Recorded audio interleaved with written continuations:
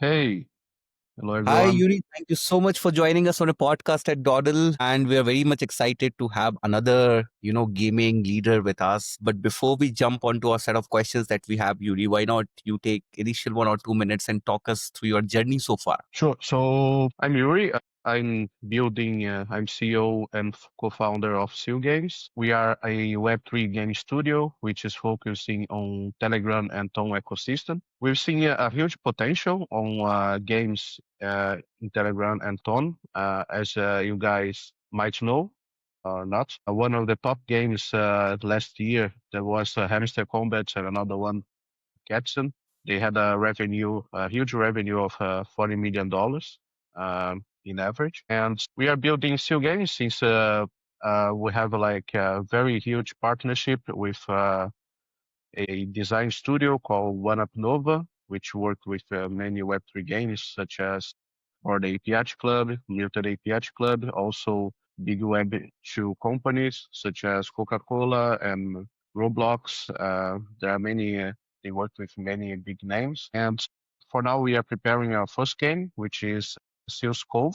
It's being designed right now. We believe we can bring like a huge potential to the current ecosystem that is still in its infants. And I hope you guys join us and you know um, keep up with updates. Gonna once we release our game, we are gonna at some point run airdrop events, which we are gonna give seal tokens as well as other digital assets. I hope to see you guys there. Thank you so much, Yuri, for this introduction. And Yuri, my first question is that people who don't understand what is Web3 gaming all about, if you could give them a very layman description, what is it all about? Web3 gaming? Web3 games is about we bring there are many Web3 games that took the wrong way of bringing monetization first. But the thing is monetization depends on the long term. It depends on the success of the game. You know how fun it is, etc. And we want to bring this entertainment factor that is primer to the games. But at the same time, we want also to for people to make a living out of it and also own their own assets. This is all about Web3 gaming. And of course, our future, let's say, governance model as well, DAO, that people are going to participate in decision making as well. And what are the biggest challenges that's involved in scaling a Web3 gaming from pilots to mass adoption? I think some people see it as a taboo, games of Web3.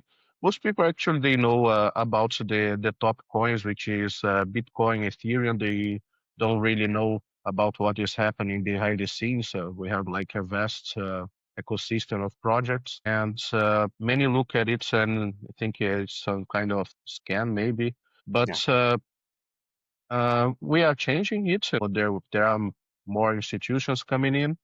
Many big titles are also coming out that has like a huge network that's gonna make easier to clean this taboo scene. And I believe we need to, as I told before, we need to focus on entertainment. Traditional gamers join us because of how fun our games are, but also they see like, oh, I can make a living out of it. Oh, there are championships. That also has in traditional, gaming companies. But yeah, we use tokenized assets and all the what I mentioned before. Got it. And how do you make sure that compliance and regulatory readiness is there in place so that it doesn't, kind of gets affected by changing policies of government or, institutions around? Well, the scene is changing.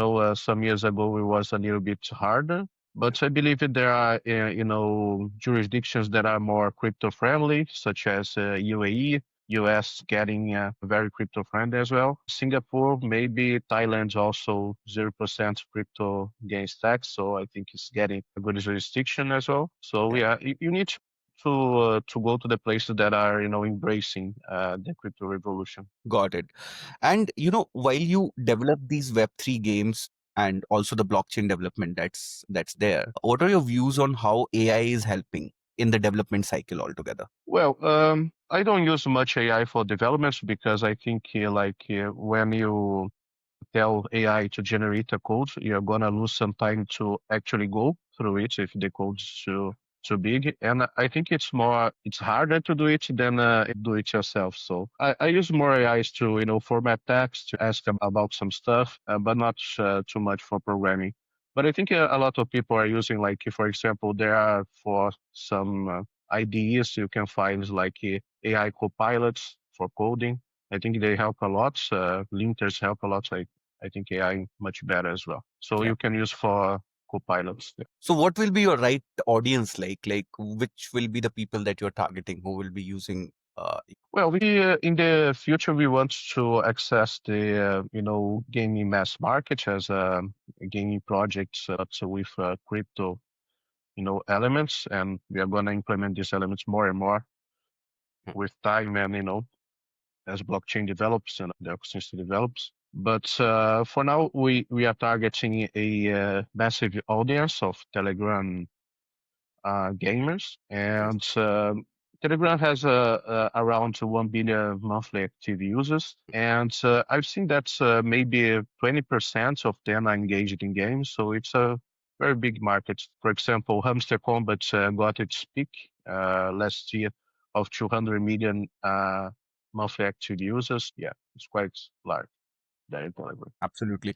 Now I'll again take you back to a technical question, is that what are your views on how layer 2 protocols are addressing scalability and transaction costs? Well, they kind of validate on the layer two and then publish on the layer one. For example, Ethereum Yeah. for authentication there as well. And I think it's necessary for some blockchains because many competitors are coming, such as Solana, Ton, and other blockchains and new generation that is very fast and also cheap. And in the long run, I don't see the mass markets, using blockchain there, for example, with the only one and this kind of stuff. So I think for some blockchains it's necessary, but probably would be better for the blockchain protocol to have, let's say, susceptibility to for updates, to improve the performance and other stuff as well. Yeah. And let's talk a bit about the tokenization concept. Yuri, if you could explain that, how it can transform asset ownership and a global participation. Well, when you tokenize an asset, everybody that has internet in the world can access it, can trade it, freely, and I don't say anonymously, but if you take care enough, you are, let's say, nobody will know who you are. I think it democratize, for example, the financial markets. What we have today is that each country has its own stock markets. And so, of course, you can access them through some instruments, but it's very bureaucratic. You need to, authenticate. You need to have it's not everybody that can go into it. But when you see the file, you just open a website. You have, a wallet. You can, create tokens there from. It doesn't matter where this token was created. Nice. And yeah, you there are many monetization techniques that you can do as well. And there's also the psychological effect that you have control of your token and nobody else. So nobody can change it. I bought it. I always gonna have it as I bought it. So yeah. Now, Yuri, tell us about a bit about your team at Seals Game. What does the team look like, and what are the major business functions right now in your company, which is involved? So for now, we are partnering with third parties to design and develop the game. For example, as I mentioned before, our game is being designed by one up Nova that has a lot of experience, and I worked with many big names before. And for development, we are also contacting some studios that could help us implement it. So it's like third party in the design team. We have in one up Nova we have like the gameplay team that I think is like three people, and the graphics design team is like four people. Maybe if you would have heard, in India, what has happened is that the money gaming platforms have been banned, right? Yeah, and it has led to a lot of loss among us, the gaming companies. So it was being treated as like betting apps. And although they tell that it's kind of a skill that is involved, but the government imposed a blanket ban on all the money, the real money apps. What are your views on that? Because do you think people really make money from these games, or there are more people? I'm talking from the ethical dilemma side. There are more people who kind of suffer because they play these games. Yeah, sure. So, there, depending on the country, and I can tell a little bit of the logic how I see it. There is actually gambling and betting. Gambling is when there is like, for example, a probability, so a very clear probability for you to win the game, for example, 20%. It's full probabilistic, it doesn't matter if for example, you're gonna bet on a horse race. It Yes. depends on the horse ability, this kind of stuff. Yeah, it's different. So if you see on the United States, for example, there is a platform called Poly Markets, Yes. and they are not considered gambling. They are considered event-based trading, actually. So I think a lot of people they put money where they can't lose it, and I don't think I'm not much into gambling, but I think gambling is just one of them. They can spend money on alcohol and many other stuff, and if they Yes. don't have it, they will still not manage their money well. So they need to be conscious of. You Yes. have something on your hands, you can do whatever. You can burn it if you want, Yes. So I think education is very important, and I think also there are criminal gambling websites as well. So it depends from case to case. Yeah, gambling is probabilistic.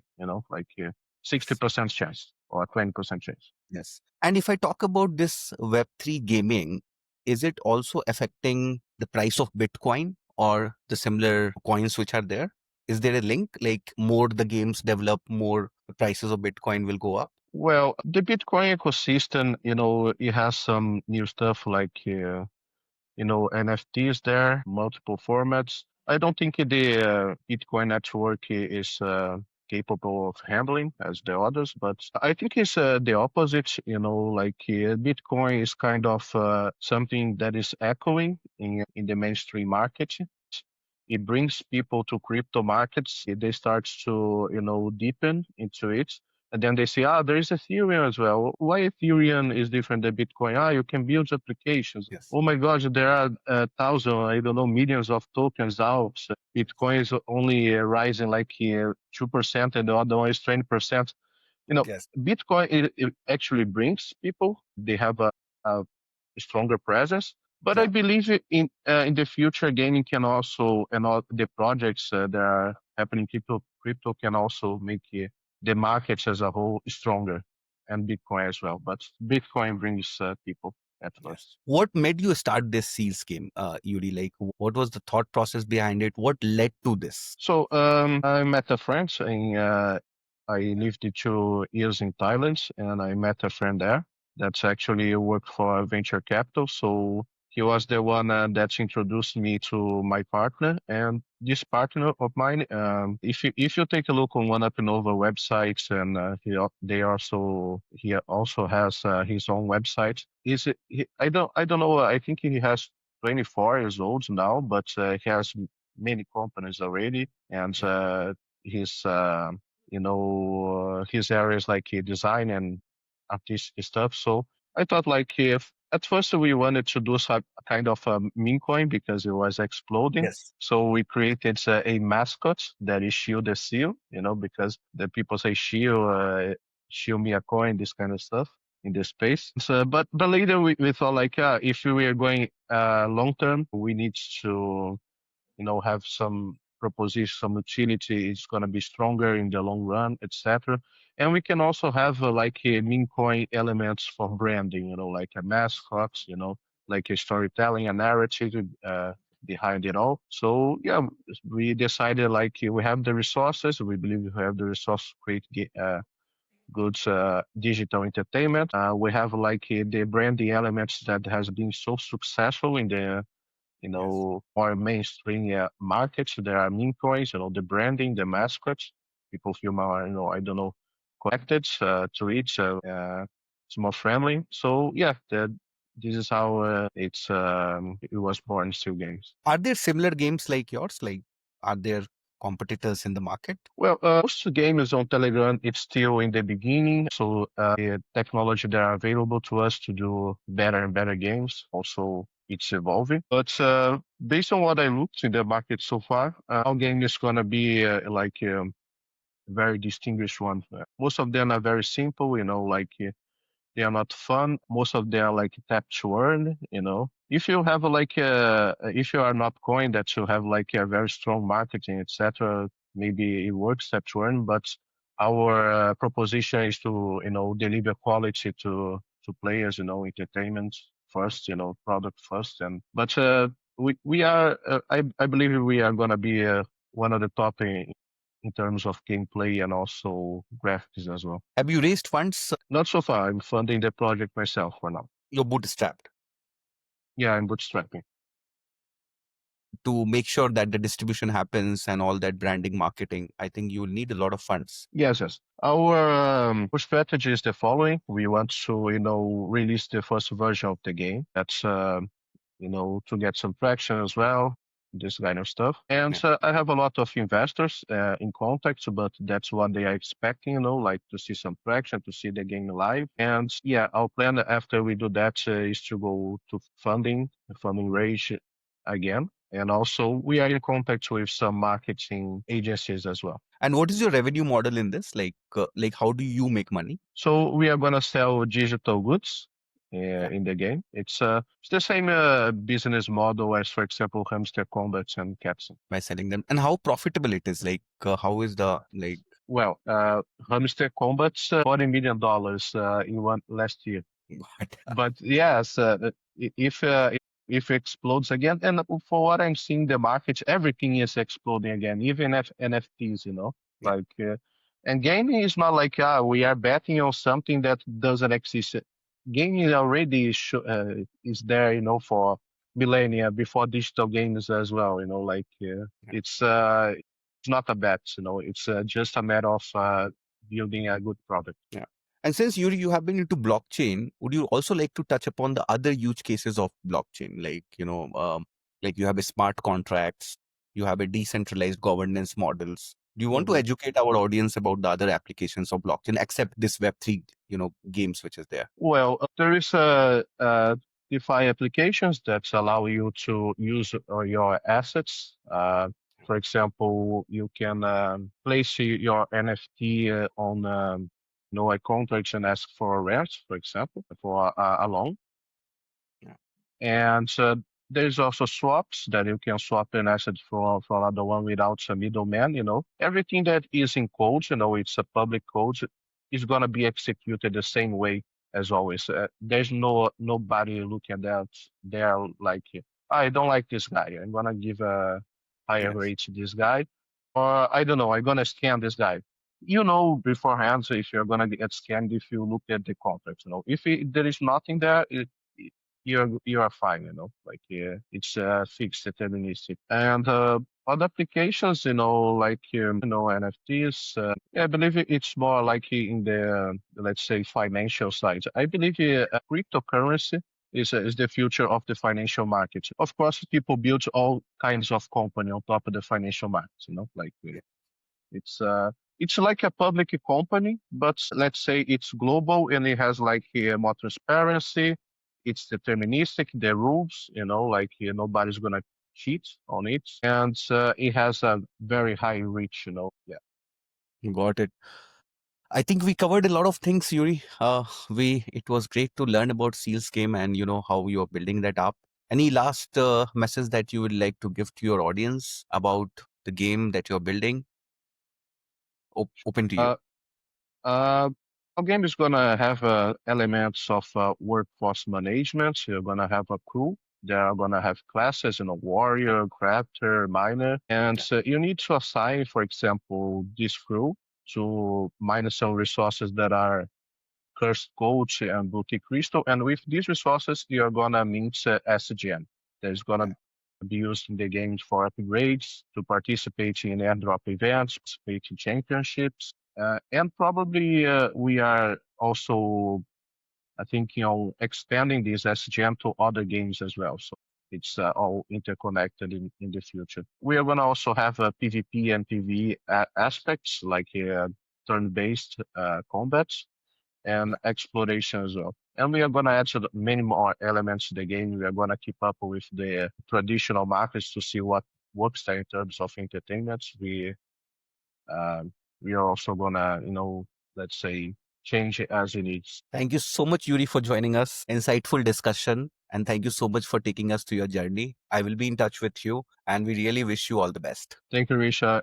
Wish all the best for you and the and everybody that is watching us as well. Thank you so much, Yuri. Thank you.